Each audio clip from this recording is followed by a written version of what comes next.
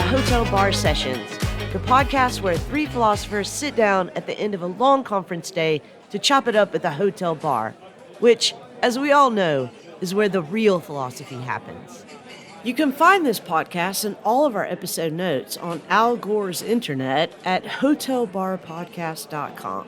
You can follow us on Facebook and on Twitter at Hotel Bar Podcast, where you'll find the Twitter handles of our co-hosts, Rick, David, and Lee, in the podcast Twitter bio. Hotel Bar Sessions is ad-free and listener-supported. To keep it that way, visit patreon.com/Hotel Bar Sessions and sign up to be one of our podcast supporters. Welcome to another episode of Hotel Bar Sessions podcast. I am David Gunkel, and once again, I am joined by my affable and very friendly co-hosts, Lee Johnson and Rick Lee. Oh, for a moment, I thought you got new co-hosts. I had to think about it. You never know.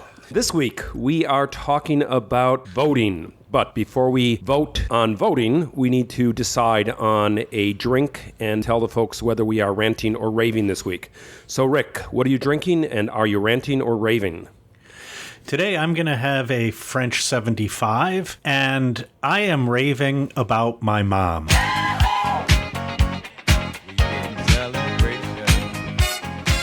So I live in a building. My mom and her husband have the apartment below me, and we share a basement. And I've just been throwing like tools and leftover junk from projects and all sorts of things down there in a completely disorganized fashion. So I go out of town for 3 weeks. I come back, and my mother has completely organized my part of the basement. It is a thing of beauty. Thanks, Mom. You're great. Aww. And Lee, what are you drinking, and are you ranting or raving? Well, it's really hot outside. I'm going to have a tall, ice-cold glass of water. There are basically two rules in this kind of weather. Stay hydrated and watch how you speak to me. So I think I'm just going to stick with the water. And today I'm raving about Chronologically Lost.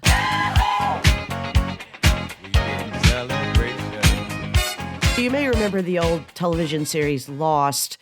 Someone has recut the entire series in chronological order.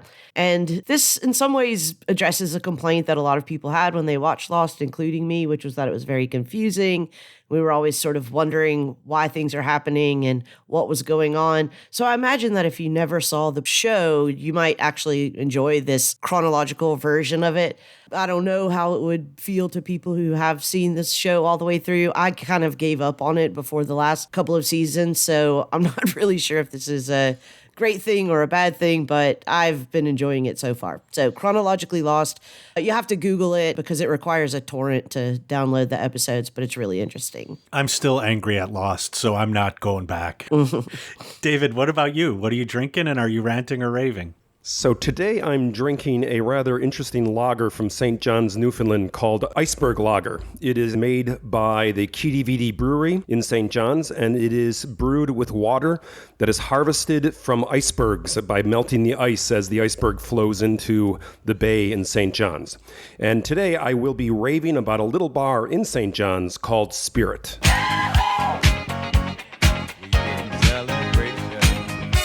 So I was recently in St. John's, Newfoundland, walking down Water Street where all the bars and pubs are located, and I heard Big Black blasting out of one of the bars. All the other bars were playing John Denver and some other crap. So we walked into this bar to check it out, and it turns out that the owner of the bar, a person named Peter Trinka, is a professor at Memorial University in St. John's, and he dabbles in things like Marx, Foucault, Deleuze, and all the good stuff. His bar and he himself are really interesting. We spent a lot of time in Spirit, enjoying his music and his conversation. But if you're ever in St. John's, stop by Spirit. It is the place to drink and listen to music. Yeah. All right, so this week we are talking about voting. This is something that Rick has put on the table, so we will let Rick explain what it's all about. I voted for the first time in the 1984 presidential election, and I voted for Walter Mondale. In that election, Ronald Reagan won 49 states, only lost the District of Columbia and Minnesota, which was Walter Mondale's home state. But in that election, I heard for the first time that this was the most important election in our lifetime. Now, this was obviously before there were red and blue and swing states, and since then I voted in many of the most important elections of our lifetime. I often wonder whether voting matters at all. I'm to the left of almost all the representatives, senators, vice presidents, and presidents who get elected. The so-called left almost always disappoints me, and the right, well, obviously it just pisses me off. And now we're facing another, quote, most important election in our lifetime, end quote. So maybe it's time to talk about voting. I live in what is now a reliably blue state, Illinois. Does my vote matter? Why is my vote worth less than a resident of Wyoming?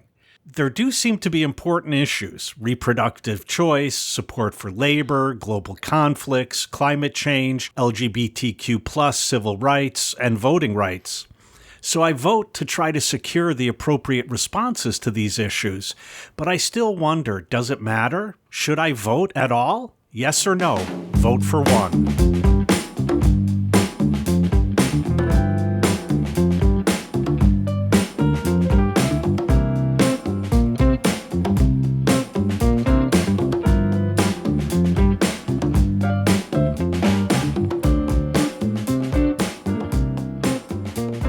I'm sorry that my introduction to the topic was a little bit doomsday and I kept asking, does it matter?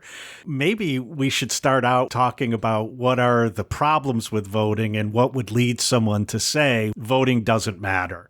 I'd like to begin with the big kahuna. I know we've talked a little bit about this in the past, but can I just ask y'all, the Electoral College, what in the actual fuck? Before we get into the Electoral College, I think we need to recognize that voting is a spectrum. It's not just one kind of voting we do. I mean, there's the voting for the president in the United States, which does depend on the Electoral College. But there's also very localized and regional voting, which doesn't play by that set of rules. So if we're talking about presidential elections, it's oftentimes a very different issue regarding voting than it is when you're voting for mayor in the city of Chicago, for example. Well, yes and no. And okay, so we're not quite getting to the Electoral College yet. I find that the most important elections for me to vote in as a resident of Chicago and the state of Illinois are primary elections. In any other election where there are parties involved, whoever the Democratic candidate is normally wins. And so my vote is most important in choosing who the Democratic candidate will be. The mayoral election is a little bit different for a lot of reasons, and we can go into the history of that. I agree with you. There are elections and then there are elections. But since we're coming up on a presidential election, I thought I would focus on that for a little bit. And let me just ask my question again. The Electoral College, what in the actual fuck? I mean, it turns out that when it comes to presidential elections, and David, you're a resident of the state of Illinois, and Lee, I think you're looking at this from the opposite end. Yeah. I feel like my vote just actually doesn't count. I feel like only the votes of people in Pennsylvania, Michigan, Wisconsin. It used to be Ohio, but I think that's off the table. Arizona, maybe, Nevada. Georgia. Oh, yeah, Georgia. But the rest of us, we might as well just not vote for president because it doesn't seem to matter. And so let me ask it this way.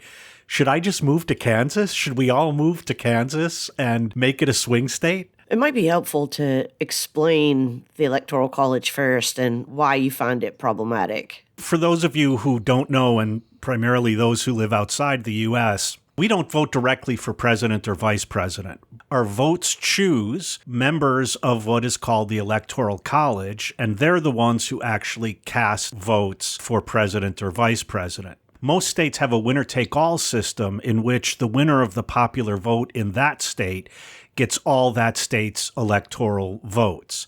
There are a couple of states, Maine and Nebraska, that divide theirs a little bit. And I should have looked this up beforehand. To the best of my memory, each state gets 2 electoral college votes for their senators and then additional votes for the number of representatives they have in the House of Representatives. So states that have a bigger population get more of them. States that have a smaller population get less of them. When you get to the least populated end of that spectrum, those people's votes turn out to count way more than those of us who live in really populous states. So each voter in New York is way less powerful when it comes to the presidential election than each voter, as I mentioned, in Wyoming. I could also add Montana or other sparsely populated states. And so the Electoral College is, by design, radically undemocratic because the vote for president is skewed more towards states than it is toward the individuals who are voting. And recently it has happened twice that someone wins the popular election and loses the Electoral College. Both of those losses were by Democrats. And so it turns out that because of this system, only those states which go either for Democrats or Republicans from time to time, so-called swing states, those are the only states really where there are campaigns and where, as I keep putting it, voting really matters. I think we should add that we inherited this way of doing our voting for president as a compromise that was made in the early days of our republic. And like a lot of compromises, it doesn't make anyone happy. Well, and like many constitutional compromises, it has slavery at the heart of it. Yes, it does. Like all things in the U.S., it has slavery at its heart. I think maps of electoral college votes often reinforce the idea on both sides that the system is fundamentally unfair. If you look at the electoral map, what you'll see is a country that is mostly red, overwhelmingly red in terms of the states.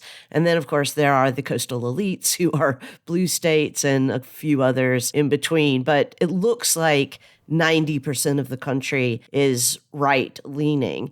And so I could imagine if I was a voter on the right, just looking at the race to 270 map, it looks like it shouldn't be the case that ever any Democrat ever gets elected or anyone on the left wing ever gets elected. On the left, of course, if you know that these electoral votes are controlled by population density, it looks unfair that a lot of these states, like Wyoming, where only like 2 people live anyway, they have so much say in the election of our federal officials. So I do think that it's problematic that we use the Electoral College just in terms of perception for those reasons. But given that we have the Electoral College and it doesn't show any signs of going anywhere anytime soon, could you give me reasons why I should vote anyhow, particularly in a presidential election? Because, as I said, and Lee, I think, again, you're in a similar position, but on the other side, living in a red state. When it comes to presidential politics, it really doesn't matter. My vote really doesn't matter because Illinois is going to be blue. The electoral votes are going to go for the Democrat, and you in Tennessee, it's reliably red. Your electoral college votes are going to go for the Republican. And so I often feel like it just doesn't matter whether I vote for president or not. And that's a very utilitarian argument because it looks at the outcome. There is a responsibility we have to vote as democratic citizens, irrespective of the outcome. You could say that we have a deontological obligation to vote, as opposed to a utilitarian calculus about the outcome of the vote. I feel your argument in my bones, but I'm not sure what the ground of this obligation is. Go back and read your Kant.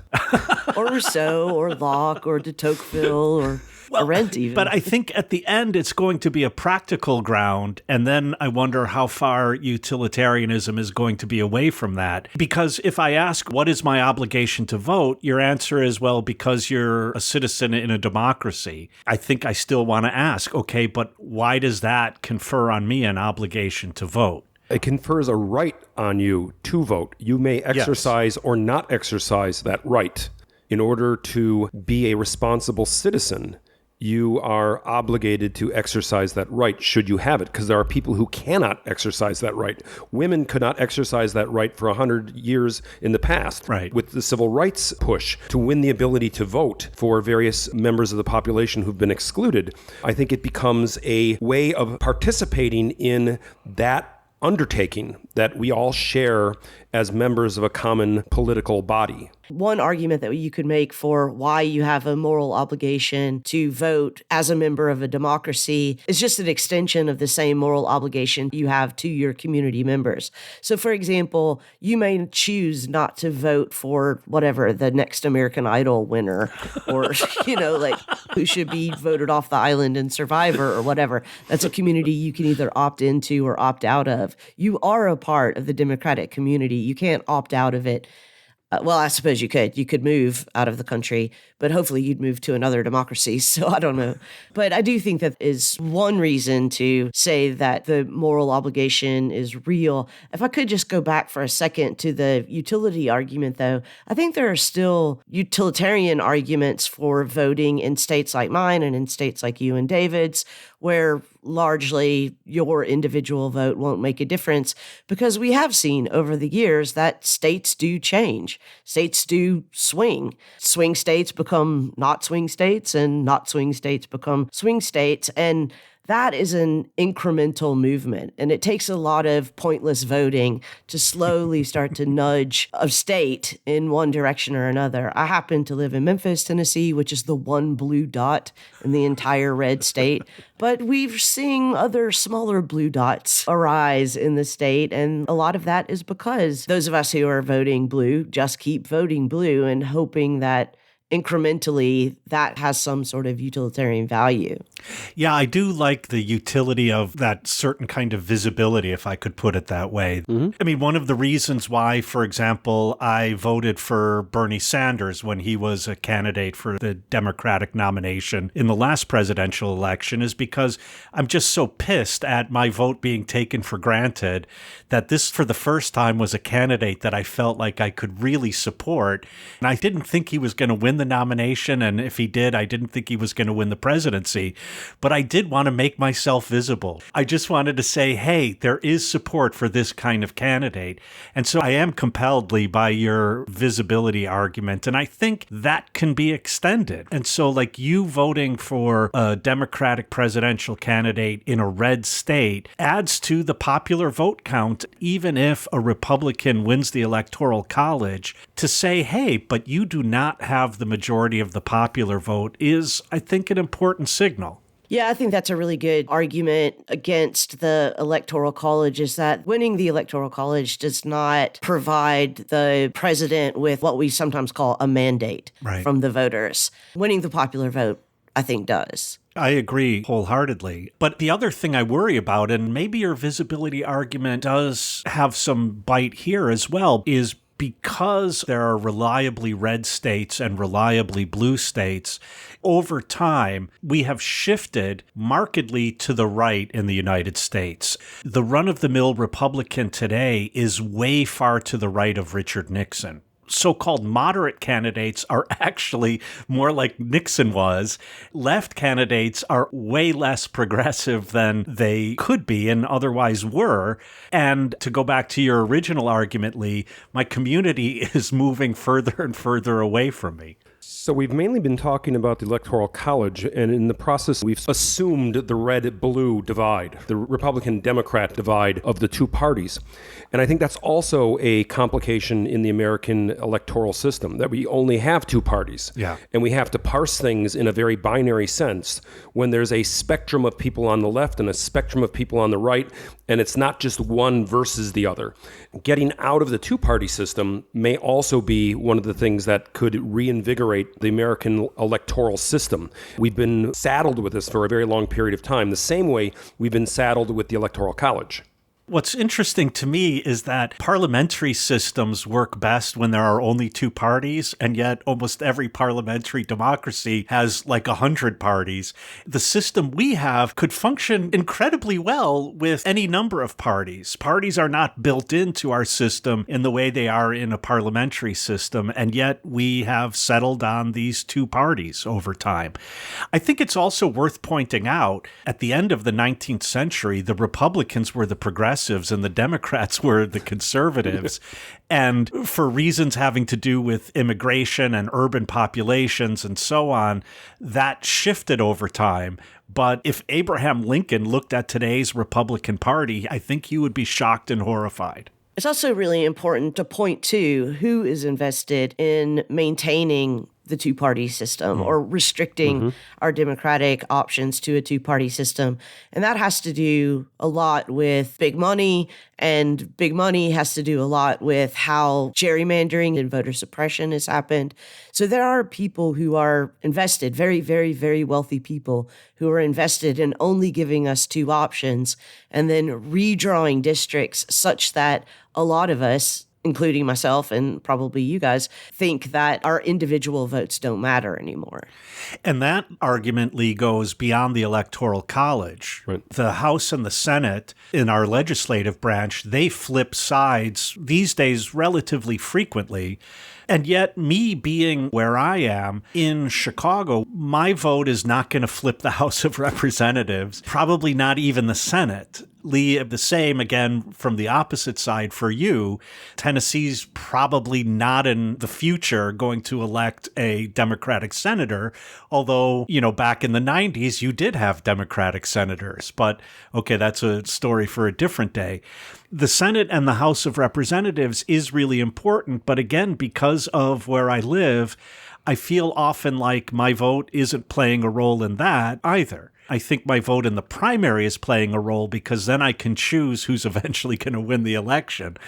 Sometimes I wonder why we even have general elections in Chicago, because the primary determines the winner.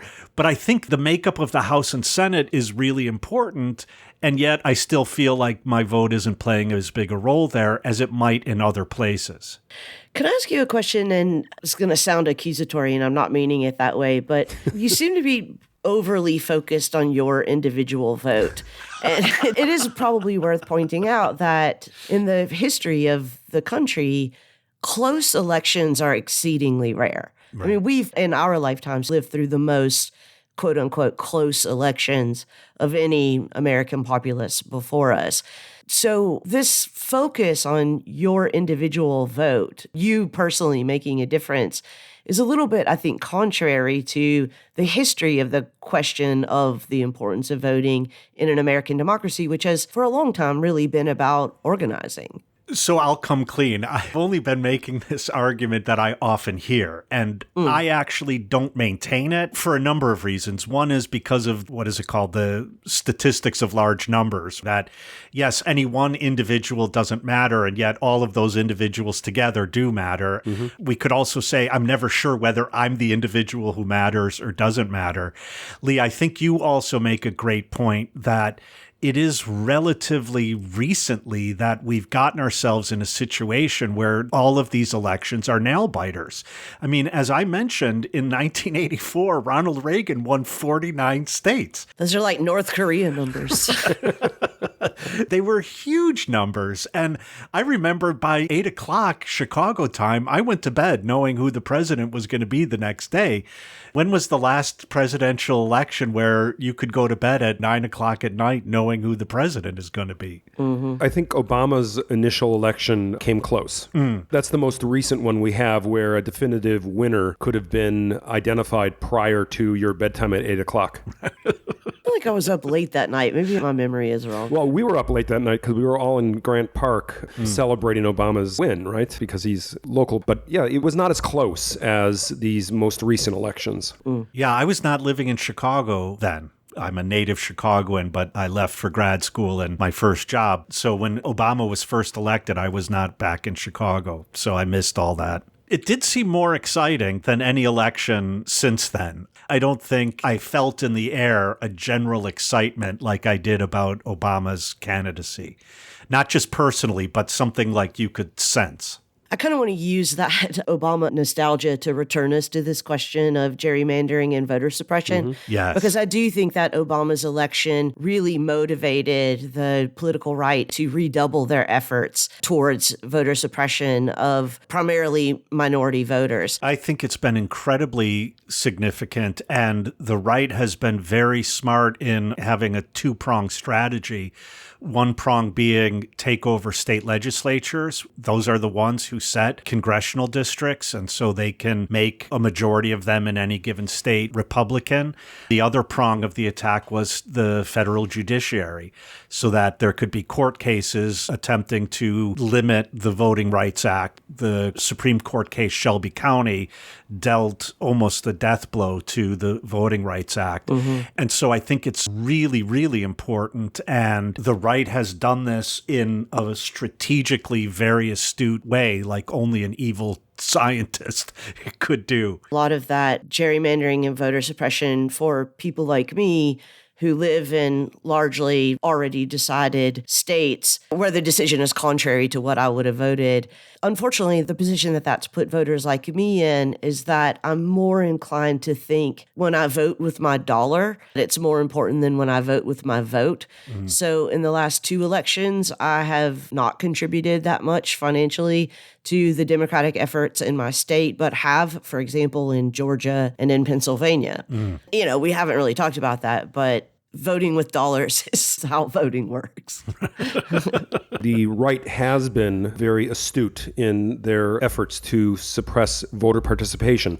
But I think this goes back to, does my vote count? Because when you have suppression, showing up and being seen in line, even if you have to wait for hours, is part of the struggle, right? That's the way you push back on voter suppression. Right. Eventually, you do have to change the laws and change voting procedures. But the initial way you do it, boots on the ground, is to get people out at the polls, absolutely overwhelming the limited voting opportunity sites that are made available through these voter suppression laws. What's interesting about this attempt is it takes a page out of the playbook of what in Chicago used to be called the machine. When I was a kid, there was a mayor of Chicago. He was also the chairman of Cook County Democratic Party, Richard Daley. He was simply called the boss. He won elections and got influence because he would be in control of positions that were, on the one hand, elected, but also had a lot of jobs attached to them. So like the clerk of the circuit court or the recorder of deeds or the Cook County assessor, they could then dole out jobs in exchange for votes and getting people out to the polls and so on. And therefore, the machine, much like the Republican Party today, focused on incredibly local elections, like really small ball. And I used to walk around with my father, who worked for the machine, ringing doorbells to get out the vote. And my dad would give up the top of the ticket. You know, in 1984, someone said, "Oh, Ronald Reagan's great. I'm suspicious of Mondale." My dad would immediately say, "Oh, yeah, Mondale, I understand. He doesn't seem like he's ready or qualified, blah, blah, blah."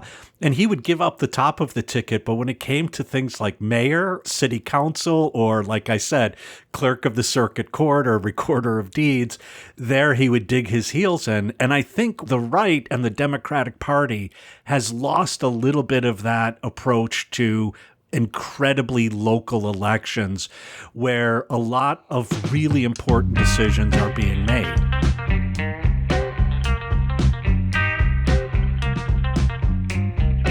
Clinky glasses and challenging ideas is kind of our thing here at Hotel Bar Sessions, but both the drinks and the server space cost money. You can help keep this podcast independent and ad-free by signing up to be a Hotel Bar Sessions patron at patreon.com/Hotel Bar Sessions. For less than the cost of a mild night of drinking per month, you'll be helping to defray the many costs of our podcast and saving us from having to start our own cult. If you'd prefer to make a one-time donation or several of them, just visit our website at hotelbarpodcast.com, where you can find links to support this podcast through Venmo, PayPal, or Cash App. As always, we appreciate your listening, and especially your helping us to keep pouring wisdom one conversation at a time.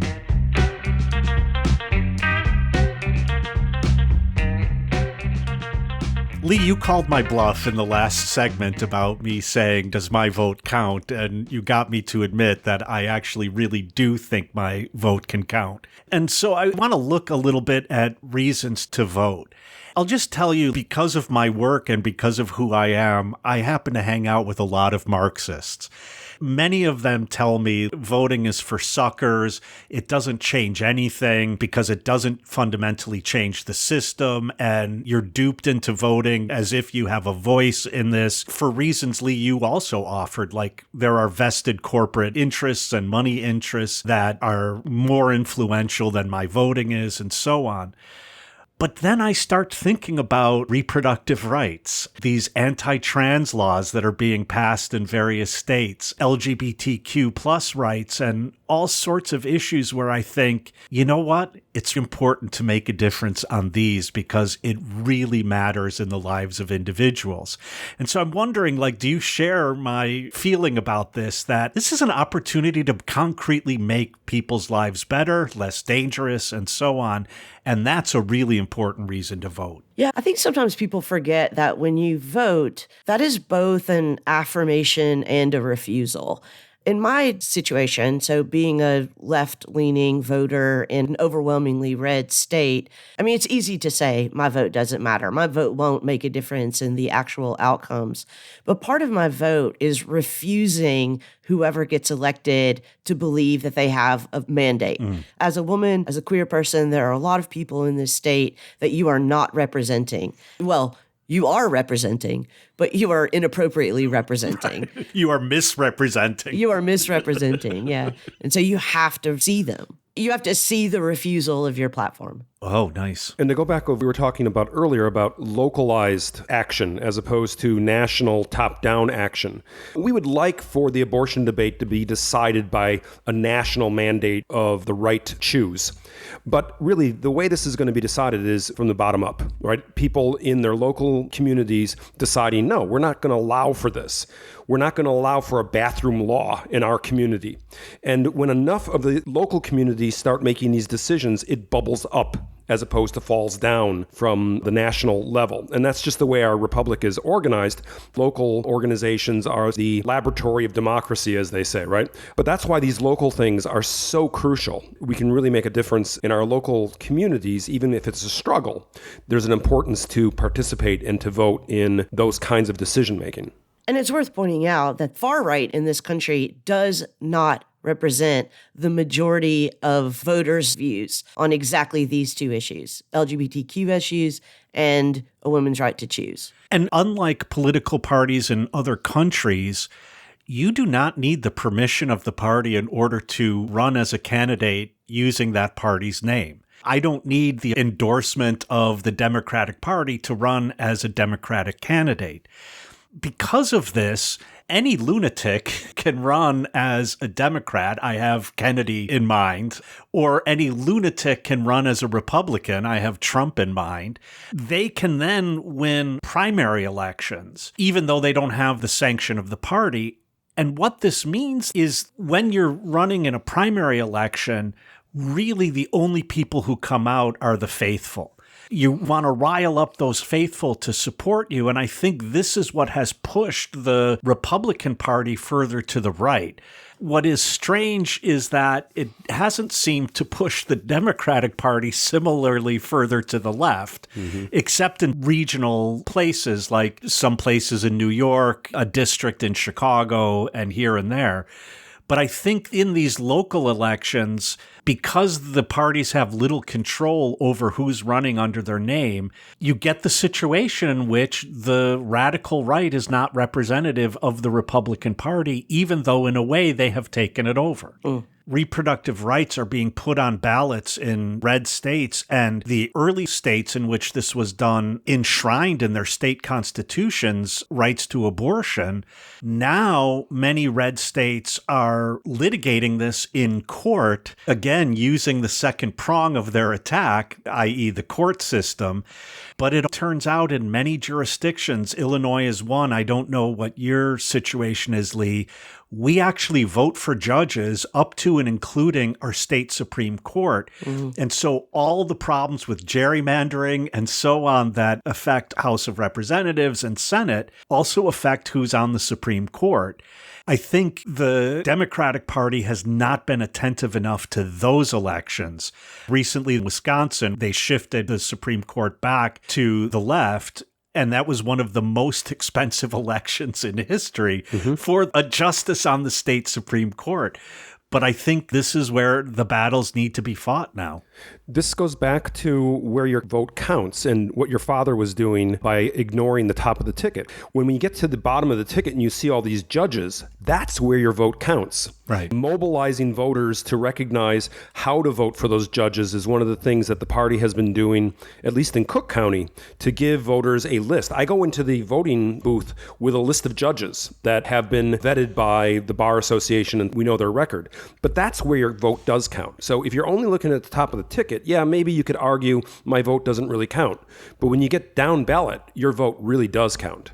Yeah. Yeah, here in Tennessee, the governor pretty much appoints Supreme Court justices, but we do vote, as I did yesterday, to retain or replace them. And again, returning to my theme of my vote is basically refusal.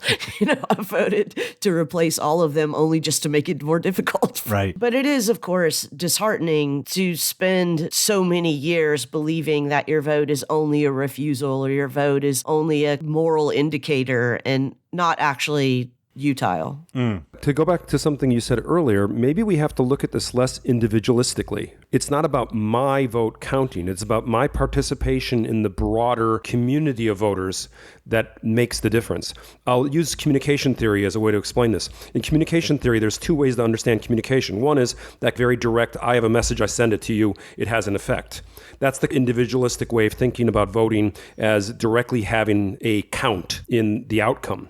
There's a more ritualistic way of looking at communication and its connection to community, and that we all participate in the ritual of democracy. And that ritual involves us doing certain kinds of collective things, like voting. Yeah, it may over time have an effect, but immediately, individually, you might not be able to see it. And so we may have to look outside our individual selves to see our participation in the broader community as our responsibility to vote. One of the ways to put this Kantian argument in relation to voting would go something like this. It doesn't seem to make any sense to say that if what I do doesn't matter, therefore I should do the immoral thing. Like that logic doesn't seem to play out. And so the mattering shouldn't matter. It's the morality that should matter, not whether this is going to have consequences or not. Also, David, I thought this was because I was raised Catholic and therefore I love ritual and rites and pomp and circumstance, but I just love going to the polls on election day. I try not to vote by mail or absentee. Our election judges are almost the same from year to year, and I like to see my fellow citizens, and there's just something nice about the ritual of this. It moves me, I have to admit. It just moves me. I completely agree with you. I love going to the field house at the local park and lining up with people from the neighborhood and talking trash about what's going on, seeing the signs out front and the people canvassing the whole deal. You're right. It is a ritual. It's like going to mass. You may not get what it's meant to give you individually, but as a participation in the ritual practice, it really does fulfill a certain kind of need that I have to participate in my community. But when it becomes only a ritual, Well, I think that's where it gets problematic. And here again, I'm speaking as a left-leaning Tennessee voter and as a woman and as a queer person. And although I completely recognize the veracity of this argument, one of the things that's been frustrating in these last two elections has been this sort of apocalyptic argument for voting. Okay, yeah, the system is screwed up. There's a lot of money in it. It's working against you. Ultimately, your vote is not going to matter. But if you don't vote, then Trump. Let's just admit it. That's it. If you don't vote, fascism. And I do think that takes a lot of the wind out of the sails of organizing efforts that might be effective to, I don't know. Well, I do know. We know. I'm going to whisper it. Overthrow capitalism. That's what we need to be doing. But if we're spending all of our time focusing on this let's preserve democracy project, what's getting lost in a lot of that is democracy. It's not just democracy. It's the planet. It's women's lives, LGBTQ lives. It's so many things. I also love to vote. I also don't vote absentee. I like showing up. I like the ritual of it. But it's disheartening. But I think part of what makes it disheartening, and this was one of the items you listed, but it goes back to an earlier argument you had, is the way in which money dictates the outcome of elections in our system. But it's not really our system that necessitates the role of money. It's an interpretation of the Constitution made by the Supreme Court, two of them really, One that equates money with speech. And so because the Constitution guarantees the right to speech, the Constitution guarantees the right to spend as much money as you want. And then the second thing is that corporations are people and therefore have the right to free speech and therefore have the right to use their money as speech. Other countries who have limited the amount of money that can be put into these campaigns experience much more substantive campaigns. They actually hear the issues from the candidates, and the population is not as demoralized as we tend to be in the United States because we know that the candidate with the biggest money almost always is going to get the biggest vote. Yeah, and if I could just point out that since Harris has been named as the Democratic presidential nominee, in her first week after Biden stepped down, she had 3 separate phone calls, one with Black women for Harris, one with white women for Harris, and one with white men for Harris, in which well over $300 million was raised for her campaign. Right. Let me say that again.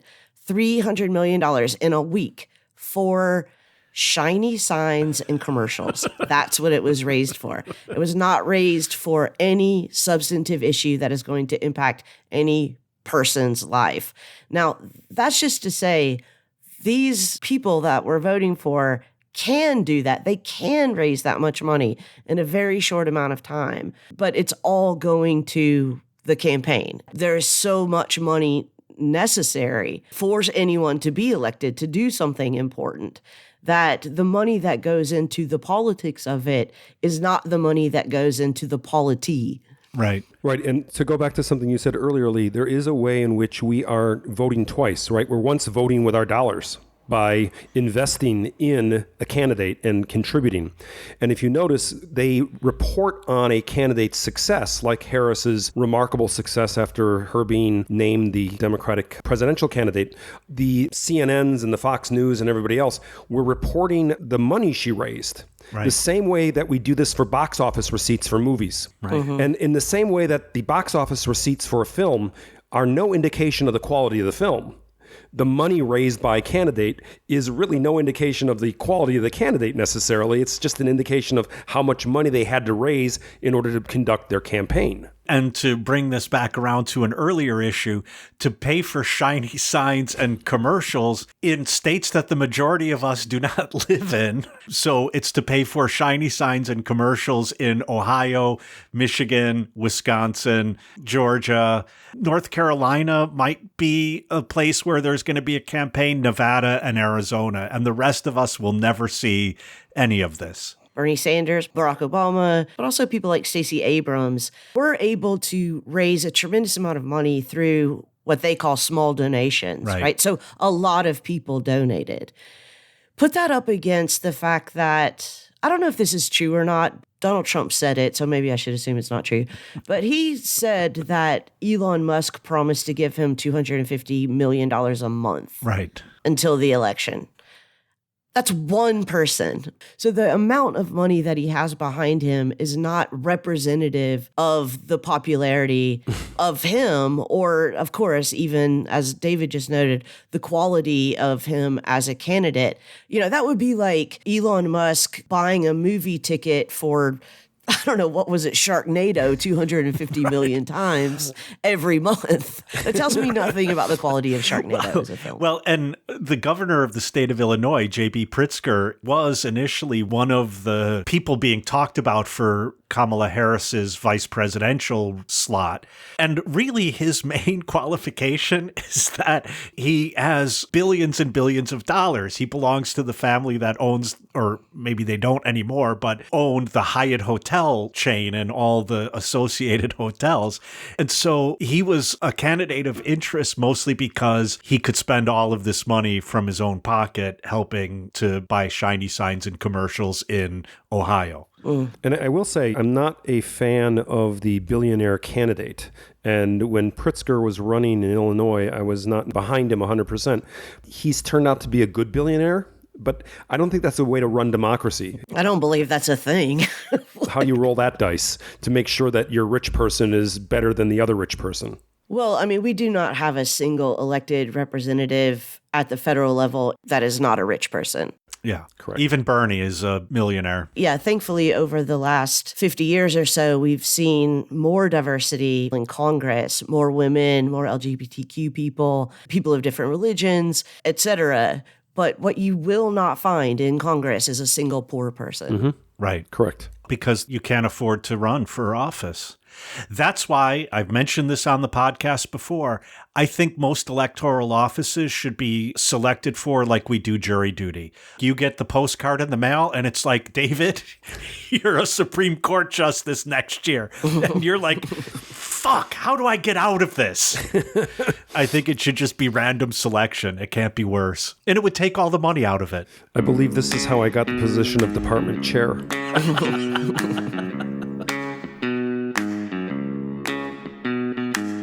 We love that you join us here at the Hotel Bar for our boozy, brain-powered podcast.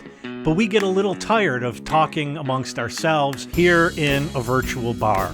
So if you'd like to pull up a stool beside us, and also beside other listeners in our Hotel Bar Sessions community, then follow us on Twitter at Hotel Bar Podcast.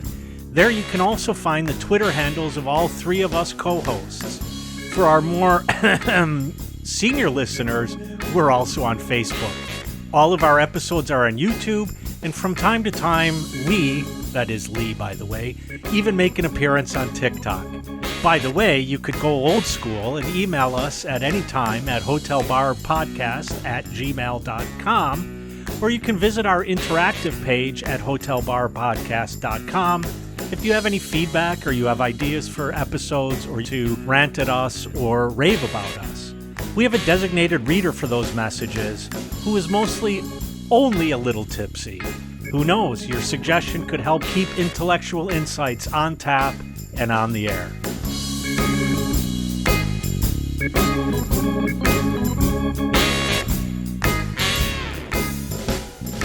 We're kind of in a strange place right now, given that we had primary contests to select the Republican nominee and the Democratic nominee.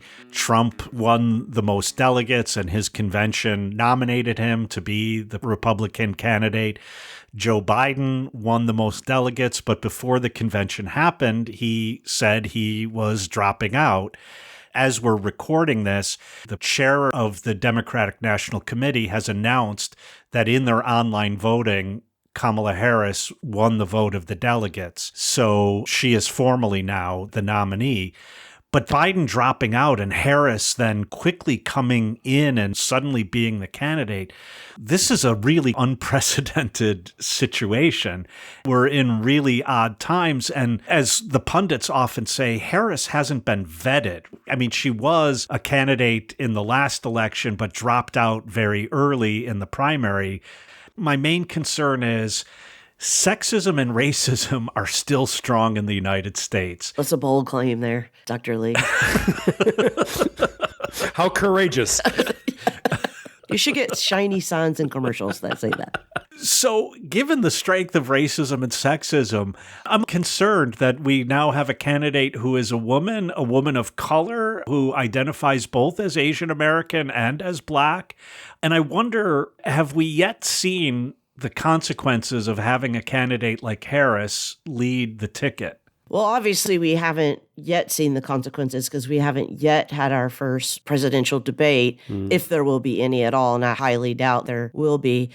But one advantage of Harris's nomination as the Democratic presidential candidate is that most of us on the left were saying to ourselves that we were going to hold our nose and vote when it was Biden and Trump. A lot of us are still going to be holding our noses. Now we might just be holding our noses a little less tightly, but what she has done is given us some energy on the left to vote again. And the fact is that left-leaning voters had just been whipped basically into submission up until just a few weeks ago. So that's, I don't know, something good. The question about vetting is precisely what the Republicans said when Harris took over. Oh, that's undemocratic. Right. You haven't vetted her or voted for her in the primary. But we have to remember that the parties are private organizations and they have no responsibility to follow public voting procedure. They can choose their candidates however they want. We've done it by primary in the past, but they could use any other approach. So Harris taking over just hasn't been done recently. Yeah, I think people forget that even during the age of television, there were still brokered conventions where all of this was decided in a smoke-filled room that nobody ever saw. We've forgotten all of that. Going back to your argument, Lee, about the progressives, she's a former prosecutor and state's attorney of California. And so she basically was a cop for all intents and purposes. And for all of the progressives worried about violence that police introduce in our society and so on, suddenly that is not an issue anyone's talking about because, Lee, you said there is some excitement. Not only is that left aside, but Harris is using it as a selling point of her candidacy because it makes a nice contrast with a convicted felon. Yeah. And it's interesting to see the folks on the right, the back the blue folks, trying to decide whether they should vote for a convicted felon or a prosecutor. Right. I have for my entire life said that I would not in my lifetime see a woman elected president. I honestly still think that's true, but I have at least a glimmer of hope. So it seems like you think that there is a chance that Harris can win. Well, what I was trying to say is, in my heart of hearts, I don't think that she's going to win. But I think there's a better chance of her winning than I ever thought there would be of Hillary Clinton winning. I will go back to what made Obama successful, and it was really mobilizing the younger vote and turning those people out. And I will say, since Harris has become the presumptive candidate, what I hear from people who are age 21, 22, 23 is that they are really excited about this candidacy. And that could make a difference. Yeah, and let's remember that since 2016, so the first time that Trump was elected, since then, 20 million baby boomers have died and 40 million Gen Z have come of age, of voting age. So this might be the moment to make a move. This is the moment to make a move. And I heard a similarly impressive statistic about the number of new voters that were registered since Biden dropped out and Harris became the presumptive nominee. And the overwhelming majority of those new voters who have been registered are young people. I'm much more optimistic about the attitudes of younger people than I am about people who are Trump's age. Yeah, so if there are any Gen Zers listening to this, please ignore the grumpy ramblings of this Gen X panel.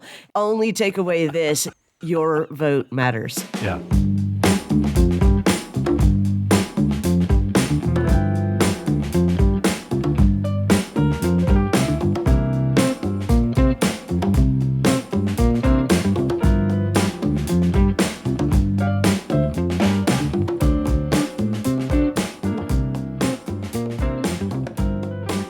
So we've been voted out of the bar by our bartender who says that we don't count.